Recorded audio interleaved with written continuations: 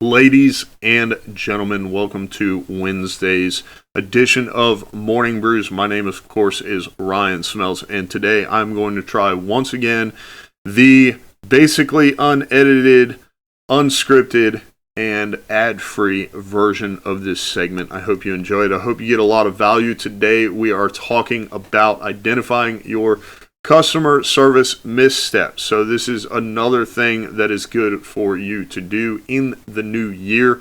I have 3 bullet points for you as always. Number 1, identify the problem. Number 2, create a plan. And 3, highlight your strengths. Okay, so I will tell you that even though I am a talker and I really enjoy things like sales roles, and there can be a lot of overlap, I actually do not prefer customer service roles. The main reason is because in a sales role, I feel there is more of a negotiation where you have to either convince the other person that what you have is the thing that they want to buy, or idea or concept, what have you, or they have to do that with you. Either way, in any conversation, someone is being sold. It's really just a matter of who is better at it, and you have to learn that tact, language, conversation, and basically how to go about that. Whereas in customer service, it's basically just the customer selling you on them getting what they want. And I feel that there is a tiny bit of a roadblock when it comes to whatever the company policy is, or what you offer in way of returns, refunds, or exchanges. And I don't think anybody has a set plan outside of just maintaining calm and patience to really deal with and handle those outlandish requests.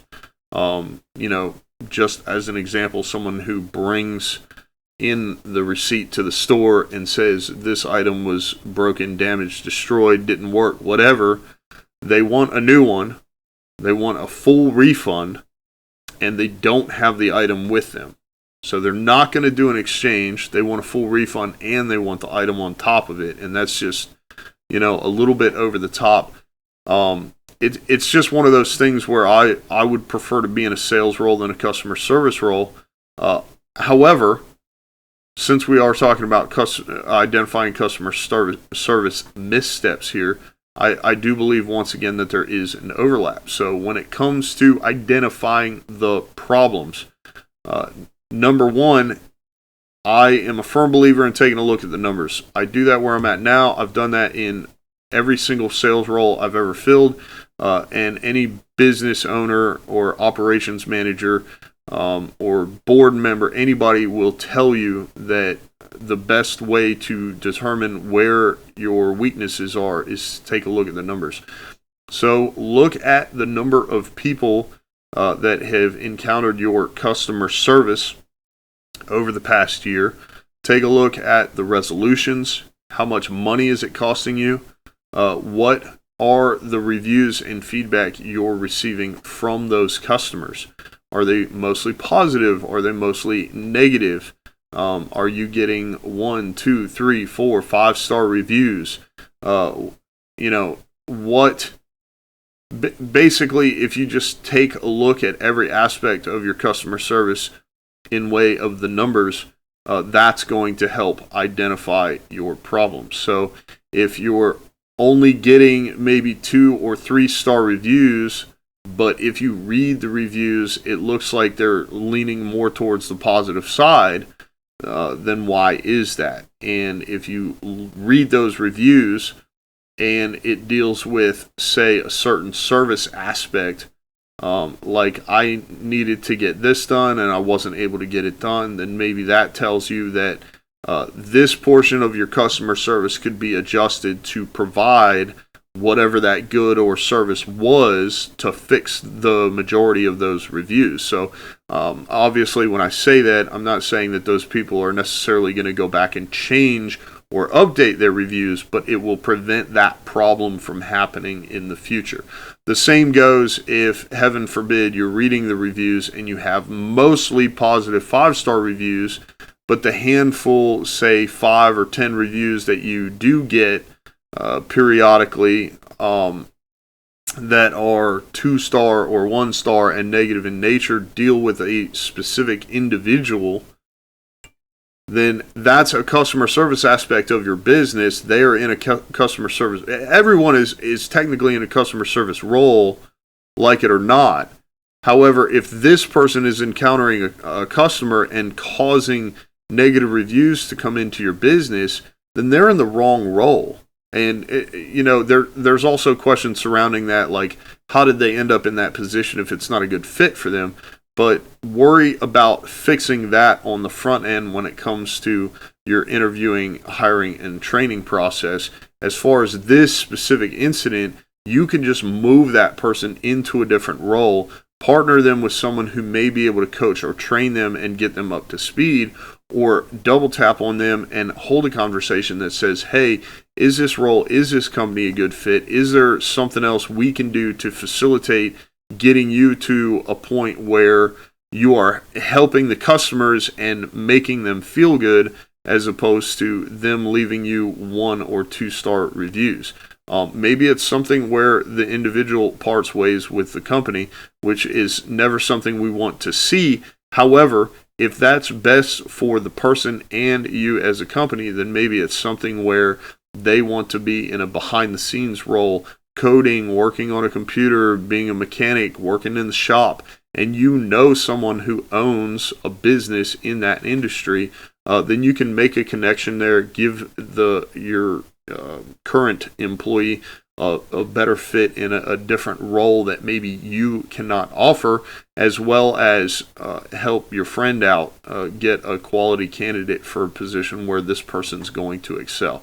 So that is obviously just an example, but in identifying the problems, you want to figure out where the weaknesses are, and if it does come down to being individuals within your organization, then being able to take care of that is going to help you in the long run. So number 2, create a plan. I did get a little bit ahead of myself there, but basically, if you take a look at all of your numbers and you start to see different patterns in, say, the way that your customer service is handled, or say the amount of time it takes to resolve any issues, then you can basically start to create either an outline like I use every morning to cover my bullet points, or you can maybe get on something like Miro and start to make the mind map. Here's what we currently have going on. Here's what's causing the problem. Here are the numbers that are a result of the problem, and then here are some recommended solutions. And once you kind of have that plan in place, or some semblance or skeleton of a plan, you can consult with your team. If you have a decent sized customer service team, maybe that's a meeting with all of them to say, okay, look, here's what's going on. We're having customer service requests. It is taking too much time to address each request. However, it is us as a whole. So maybe it's not an individual. And we say, what is the breakdown in this process?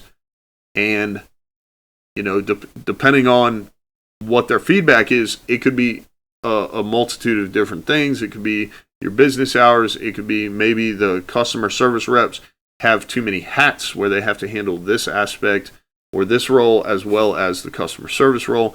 It could also be a lack of automation, which we are going to be talking about tomorrow. So be sure to check out that episode. But whatever it is, if things are too slow in getting responses out to customers, then you want to make sure to address that. When you create the plan, you want to make sure that you get feedback from your customer service team and figure out what you can do to close that gap from when the customer service request is submitted to when the problem is resolved. And number 3, highlight your strengths. I put this one last for a very good reason. That reason is if you are talking to an individual or your team as a whole, when it comes to the customer service, identifying your customer service missteps is going to hold a lot of negative connotation. and you want to end on that positive note. It goes hand in hand with what I've talked about before on this segment as far as build, break, build. I personally am not very receptive to that tactic. I want someone to just come out and tell me, hey, you did this wrong and this is how you fix it. However, in many different environments, especially with many different personalities, it can be helpful in highlighting your strengths on the back end are going to make you feel good as well as make your team feel good also. So make sure when creating that plan, writing things down and conversing with your team, you include highlighting your strengths.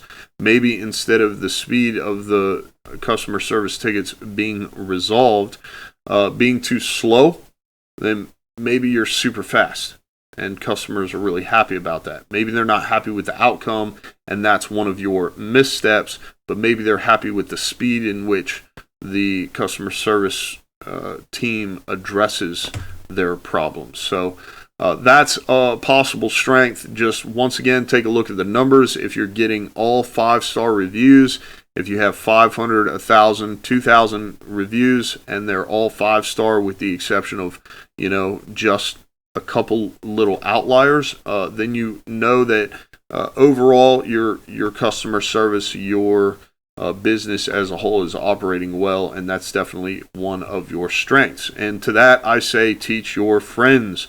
There are too many people out there who do not have reviews, who lack reviews, and have no idea how to get them. So it's definitely something that's important and needs to be shared.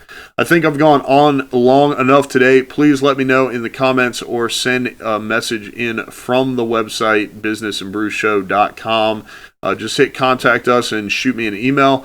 Let me know what you think about the ad-free version of this segment. I'm definitely open to making your daily dose of morning brews ad-free and making sure that you get as much value as possible out of this. I have also temporarily halted on speeding up the video because now, since I am very capable of basically talking without taking a breath, as well as doing these somewhat unrehearsed, I do put planning into them, but I'm able to hit record, do the video, and then upload it. It saves me a ton of time, and if you guys still enjoy it, then I'm going to keep doing it that way. If you want to see the video version, you're just listening to me, then you can definitely find that on YouTube, Facebook, and Spotify. Be sure to check it out. Once again, leave us a 5-star review, tell your friends to subscribe, and tell them to leave us a 5-star review as well. My name, of course, is Ryan Smeltz, and I will see you on tomorrow's episode of Morning Brews.